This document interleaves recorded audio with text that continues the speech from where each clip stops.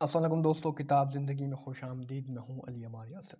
जैसा कि आपको पता है कि हमने ऐलान किया है कि हम किताब ज़िंदगी के पेज से 100 किताबें अपने मुख्तलिफ़ फॉलोअर्स में तकसीम करेंगे। तो उसी हवाले से मैं आज दूसरी किताब लेकर आपकी खिदमत में हाज़िर हुआ हूँ, जो कि मुअम्मर कज़ाफ़ी को हम भेजेंगे, जो कि हमारे टॉप फ़ैन थे, जिसका ऐलान हमने पिछली वीडियो में किया था। आप ये किताबें कैसे जीत सकते हैं? इसके लिए आपको सिंपली करना ये है कि आपने इस पेज को लाइक करना है, फॉलो करना है। हम जो वीडियोज़ अपलोड करते हैं वो वीडियोज़ आपको देखनी होंगी। हम किताबों के हवाले से ही वीडियोज़ अपलोड करते हैं। मुख्तलिफ़ किताबों से हम जो इक़्तिबासात शेयर करते हैं वो आप शेयर करेंगे अपने प्रोफाइल पर, और आप कमेंट्स करेंगे। मज़ीद ये कि आप अपने दोस्तों को इस पेज पर इनवाइट करेंगे, तो आप हमारे पेज के टॉप फैंस में आ जाएंगे। और हम हर अल्टरनेट वीकेंड्स मुख्तलिफ़ टॉप फैंस में से एक टॉप फैन को चूज़ करके उनको हम किताब भेजते हैं। सो आज की जो किताब है वो है द गॉड ऑफ समाल सिंह, जो कि अरुंधति रॉय ने लिखी है, जिनका मुख्तसर सा तारुफ ये है कि वो नावलिस्ट हैं। उन्होंने एक तो ये नावल लिखा है, सेकेंडली उनका जो मशहूर ज़माना नावल अभी रिसेंटली आया है वो है the ministry of utmost happiness. ये जो नावल है द गॉड ऑफ समाल सिंह, ये इन्होंने 1996 में लिखा था।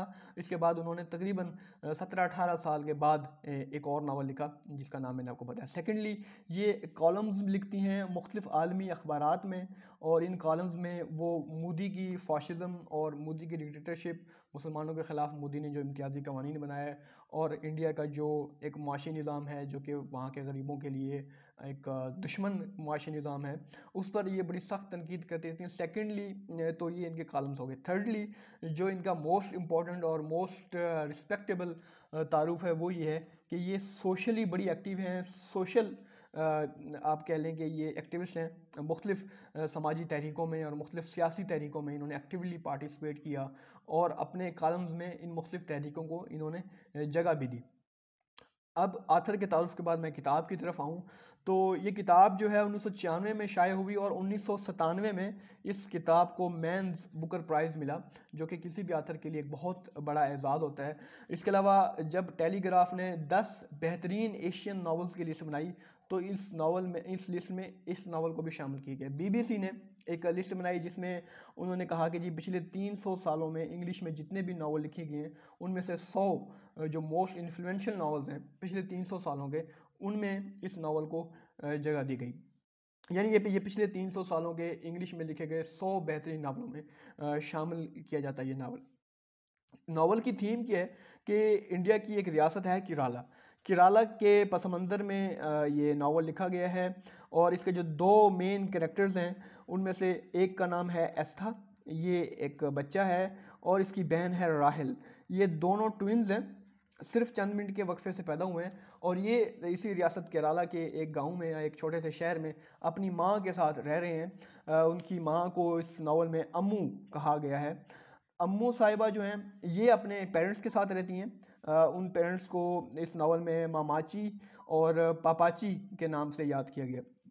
अच्छा, मामाची और पापाची के दो बच्चे हैं, एक तो ये अम्मू हो गई। सेकेंडली चैकू एक साहब हैं, तो इन्होंने शादी की थी जब ये इंग्लैंड में गए, तो वहाँ पर इन्होंने एक गोरी से शादी की जिसका नाम मार्गरेट है।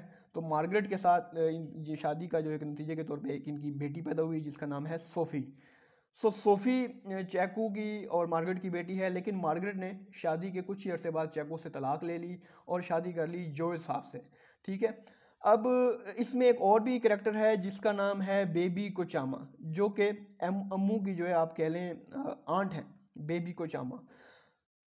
बेबी कोचामा के अलावा जो एक और इम्पोर्टेंट करैक्टर है वो है वेलुथा। ये भी बड़ा एक कॉन्सिक्वेंशियल करैक्टर है, और उसके बारे में मैं आपको बताऊंगा कि इस करैक्टर का इस नावल पे क्या इम्पैक्ट पड़ता है। अच्छा, कहानी यूँ चलती है कि जी 1969 और 1993 इन दो सालों में ये कहानी जो है फ्लैशबैक कर रही थी। 1993 में ये दोनों बहन भाई एक बड़े तवील अरसे के बाद मिल रहे होते हैं, तो फिर इस मुलाकात में और इस अरसे में इनको 1969 के कुछ वाक़यात याद आ रहे होते हैं। नावल अगर मैंने इसकी कहानी आपको बता दी तो इस नावल की जो मिस्ट्री है वो ख़त्म हो जाएगी। मैं आपको कुछ इंपॉर्टेंट वो थीम्स बता देता हूँ जो इस नावल में चल रही हैं और जिनकी वजह से नावल बहुत ज़्यादा पॉपुलर हुआ। सबसे पहले तो इसमें ब्रोकन फैमिलीज़ का कॉन्सेप्ट दिया गया, और ये बताया गया कि ब्रोकन फैमिलीज़ का उनके बच्चों पे क्या इम्पैक्ट होता है। मिसाल के तौर पर ये जो मामाची और पापाची हैं जो कि अम्मू के माँ बाप हैं, इनका कोई बड़ा अच्छा हेल्दी रिलेशन नहीं है। पापाची बड़े अब्यूज़िव फादर हैं, और वो अपनी वाइफ के साथ उनका कोई अच्छा बिहेव नहीं है। तो अम्मू जो है वो इस घर के माहौल से घबरा कर भाग कर शादी करती हैं एक और साहब से। तो वो जो साहब हैं वो भी अब्यूज़िव हैं और अम्मू पे तशद्दुद करते हैं और उसको बड़ा ही मिसट्रीट करते हैं। सो एक तो ये ब्रोकन फैमिली हो गई मामाची और पापाची की। फिर इसका जो इम्पैक्ट बना अम्मू पे कि वो घर से भाग गई और अम्मू की भी जो शादी हुई और उस शादी की नतीजे में ये 2 बच्चे हुए। फिर तलाक हो गई। तो उस सब का इम्पैक्ट हम देखते हैं एस्था और राहिल पे क्या इम्पैक्ट पड़ता है कि वो अपने बाप के बगैर कैसे ज़िंदगी गुजारते हैं। सेकेंडली जो चैकू हैं, इन्होंने जो शादी की और इस शादी के बाद फिर इनकी तलाक हुई, उसका इम्पैक्ट हम सोफ़ी पे देखते हैं और इनकी ज़ात पे देखते हैं कि चैकू के ऊपर क्या इम्पैक्ट पड़ा इस तलाक का। अच्छा, ये जो बेबी कोचामू हैं, इनको भी एक पादरी से मोहब्बत हो जाती है, लेकिन ये अगरचे नन बनने की भी कोशिश करती हैं उसे इम्प्रेस करने के लिए, लेकिन वो इम्प्रेस नहीं होते और वो इनकी रसाई में नहीं आते। सो ये भी जो है आप इनको भी मेरी राय में ब्रोकन फैमिली ही कंसिडर करें। सो ये सारे ही जो है ब्रोकन फैमिलीज़ की प्रोडक्ट हैं और इन सब का इम्पैक्ट उनकी लाइफ पे हमें नज़र आता है। इसके अलावा जो एक और बड़ी इंटरेस्टिंग इसमें थीम चल रही है, वो चल रही है क्लास स्ट्रगल की। देखें, ये जो सारी ऊपर मैंने आपको फैमिली बताई, ये फैमिली मिल ओनर्स हैं, फैक्ट्री ओनर्स हैं। इनकी पिकल फैक्ट्री है, चार बनाने की फैक्ट्री है। तो इनके पास ये जो बंदा काम करता है वेलूथा, ये है एक आदमी जो कि इनके पास काम करता है, इनसे निचली क्लास का है। ये लेबरर है, ये ओनर्स हैं।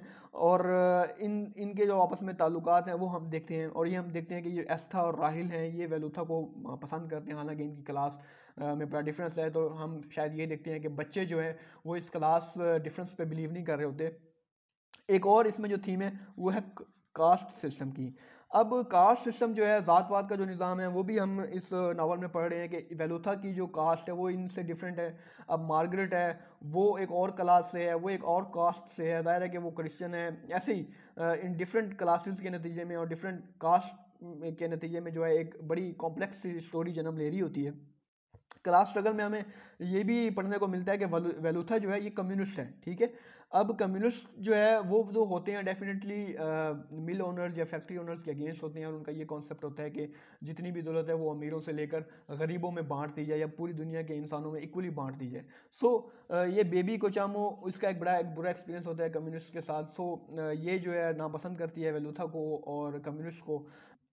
अच्छा, एक इंसिडेंस होता ये है कि जी एस्था और राहेल वेलूथा को पसंद करते हैं और इन दोनों के इसको पसंद करने की वजह से इनकी जो माँ होती है एमू, उसके दिल में भी इसके लिए हमदर्दी के जज्बात पैदा होते हैं क्योंकि उसके बच्चे इसको पसंद कर रहे होते हैं।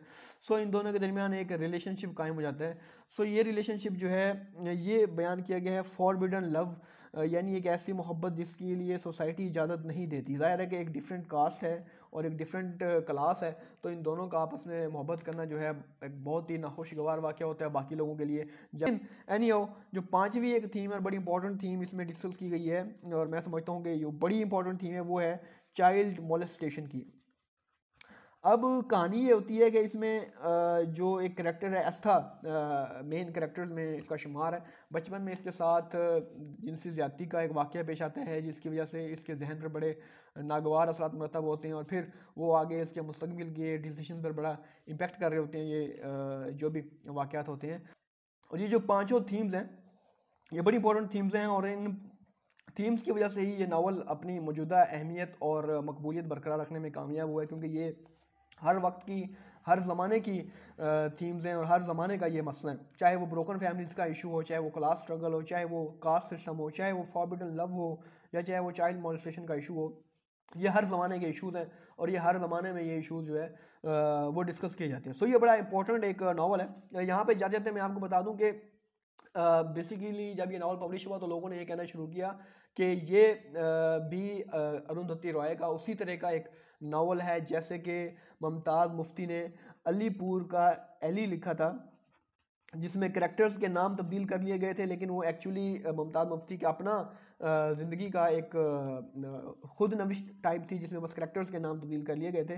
तो उन्होंने कहा कि ये क्योंकि इस नावल के काफ़ी सारे वाक़यात ऐसे हैं जो कि अरुंधति रॉय की अपनी ज़िंदगी में पेश आ चुके हैं, तो ये शायद उनकी अपनी ही ज़िंदगी की कहानी है। सेकेंडली ये हमारे लिए इस तरह से भी नावल इंटरेस्टिंग है कि इसकी बेस पे एक ड्रामा भी बनाया गया पाकिस्तान में तलखियाँ के नाम से, जो कि इसी नावल के थीम को और इसी नावल के प्लॉट को सामने रख के बनाया गया था।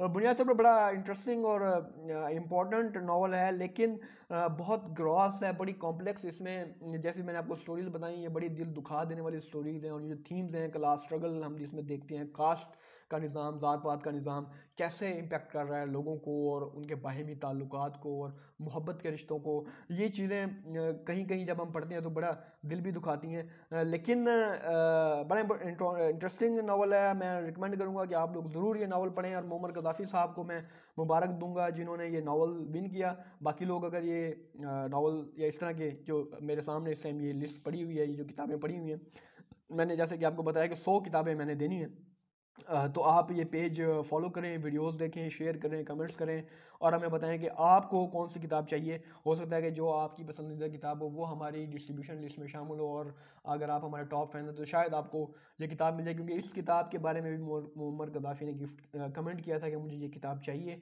और ये किताब उनको कल भेज दी जाएगी। दुआ में याद रखिए। अल्लाह हाफ़िज़।